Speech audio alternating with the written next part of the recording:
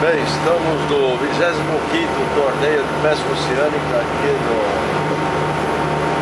Yacht Club de Ilhabela.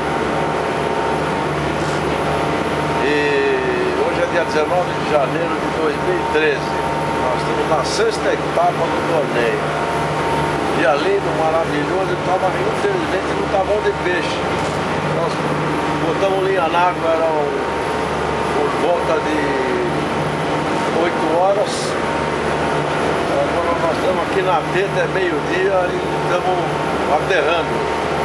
Porque os peixes estão mais para terra, então vamos tentar mais próximo ao continente, ver se a gente obtenha sucesso. Apesar do que o passeio está maravilhoso e com a convivência aqui com os amigos, é melhor ainda. Está tudo JP aqui. Nós temos o João e o Paulo aqui, entendeu? E a dupla FFA. É o Fontes, o Faria, o Aldinho e o Alaor.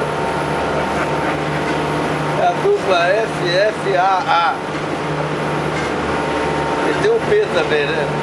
Tem o P, FAP. Tem o J também. Não, o JP já foi, o João e o Paulo. Não, o JP não foi. E aqui tá tudo também JP. Tá certo.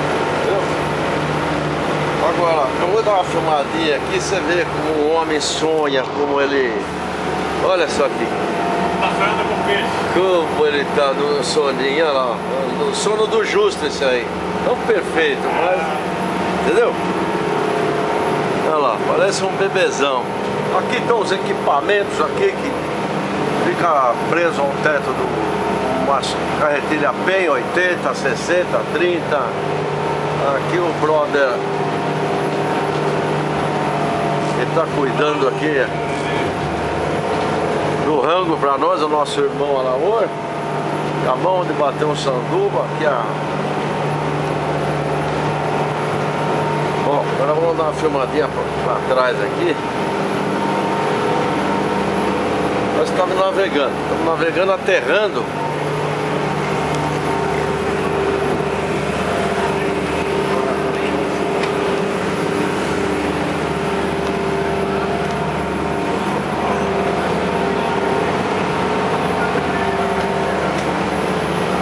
Abre aí, João. Aí, é um pouquinho, deixa eu dar uma filmada aí. Navegando pelos mares do sul. Atrás do... Não, Rodrigão. Vamos atrás deles, ver se a gente pega o bonitão aí. Olha lá. Lindo dia, olha que mar maravilhoso.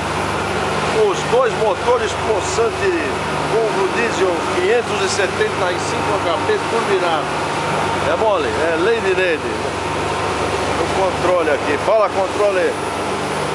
Bora.